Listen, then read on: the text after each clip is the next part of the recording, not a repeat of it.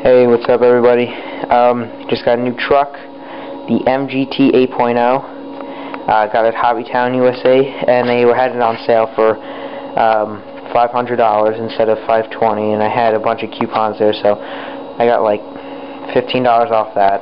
And so at first glance, it is sweet. A little review about it. I have to show you everything on it. On the rear bumper is actually a wheelie bar. There's a little wheel in there, which I don't know how it does, so we'll put that to the test. Hopefully it works alright. Probably scratch up the bumper a ton. The wheels are huge. The rim size I think is the same as the t-maxx. T-maxx up there. Yeah, here's up the t-maxx, and it's tiny compared to t-maxx is tiny compared to the MGT. And I can show you the wheel difference. The rims are basically the rims are basically the same size. The only difference is the tire size, how thick the tires are. So if you look at that, it is a big difference. I had a problem putting on the tire. The problem was that there's a hub, this massive hub, probably about that big, somewhere around there, and there's a little aluminum like cylinder, little piece that you put in so it sticks, so the hub stays on the wheel so it doesn't free spin. And then what happens is when you put it on, the cylinder tends to fall out, like if you just pull the hub away. So when you put the hub up against the cylinder, you really have to keep pushing on it until you put the tire on and then screw it in. So what happens is I put the tire on and I started to screw it in, and I let up a little bit, and the little cylinder fell out. So what happened is the nut was stuck in there. So I tried putting pliers on the drive shaft, and it still kept spinning. I can show you on the drive shaft in there, and it just kept spinning.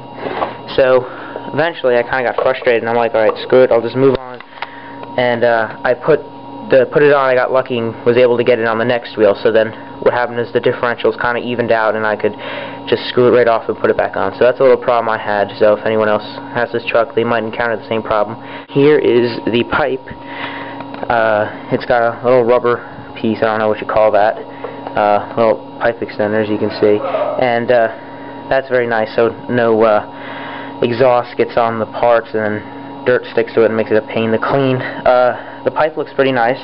I've heard pretty good things about it. I'm not positive. Moving on to the engine. Nice cooling head on it. There's where you put the easy start thing, right in there.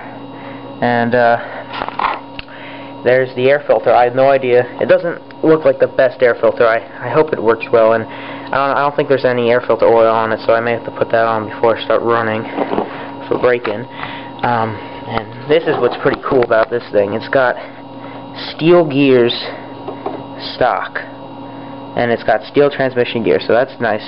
So it'll handle all the power. Moving on, here's the gas tank. Looks nice. Here's the pump for the gas tank, and here's all the servos. And it's got reverse, which I really am happy about, because the t-maxx does not have reverse stock.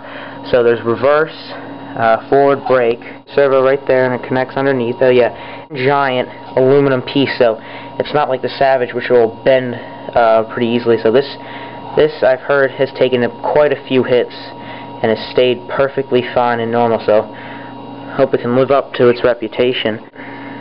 Front bumper, and here are the shocks. They're plastic piggybacks. They feel nice when the suspension feels nice, but they do feel a little plasticky and a little weak, so I'm not sure if they hold up or not. I haven't heard anything about it. Here is the body, which is pretty cool. I like it a lot.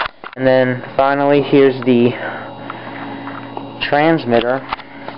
It is a digital 3-channel transmitter, which is pretty cool.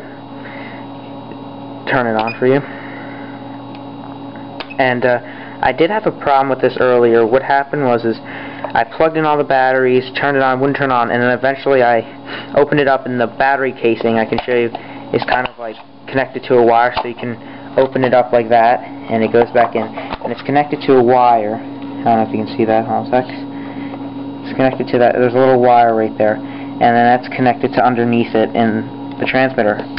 And what happened was I opened it up and it fell out, and I plugged it back in, and then voila, it was working perfectly fine. So if anyone else has that problem with their transmitter, just take the plug out and plug it back in, and it should work perfectly fine. And if that doesn't work, make sure all the batteries are connected, put in correctly, and if that doesn't work, you probably have a faulty transmitter. Also, I ordered a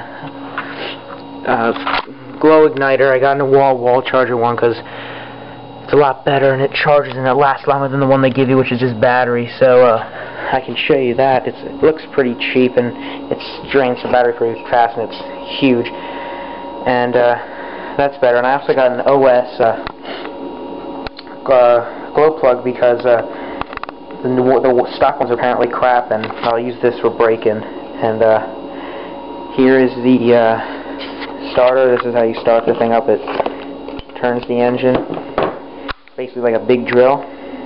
And there's the bottle that comes with it, and the flag, which I don't know if I'll put up or not. The first look of the MGT 8.0, and I hope you guys liked it. And I should get some running videos up tomorrow because it's late. It's around almost 7 o'clock, so it's probably getting dark out soon, and break-in takes a little while, so I don't want to start half of it and not be able to finish it. So thanks for watching, and more videos should be up later.